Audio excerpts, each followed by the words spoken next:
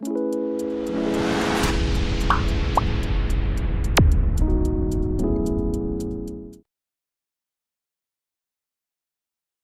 সেলের মধ্যে আমি যদি ডিফারেন্ট লাইনে লিখতে চাই তাহলে আমাকে কি করতে হয়? আমরা সচরাচর যেটা করি যে স্পেস বাটনকে চেপে ধরে রাখি, স্পেস গিয়ে সেই বর্ডারে ঠেকে আবার চলে আসে।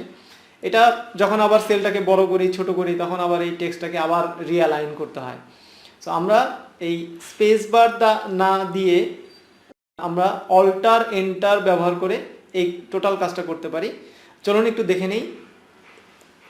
এখানে পাশের ঘরে র্যাপ টেক্সট ব্যবহার করে আমরা 3টা লাইনে লিখেছি। এই কাজটা আমরা এখানে অল্টার এন্টার ব্যবহার করে লিখব।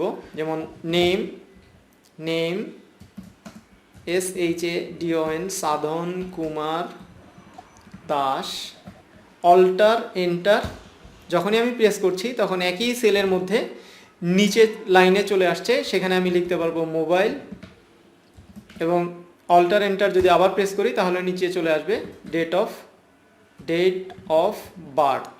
সো আমি আমার ডেট অফ বার্থকে অল্টার এন্টারের মাধ্যমে একই সেলের ভিতরে নিচের লাইনে লিখতে পারলাম।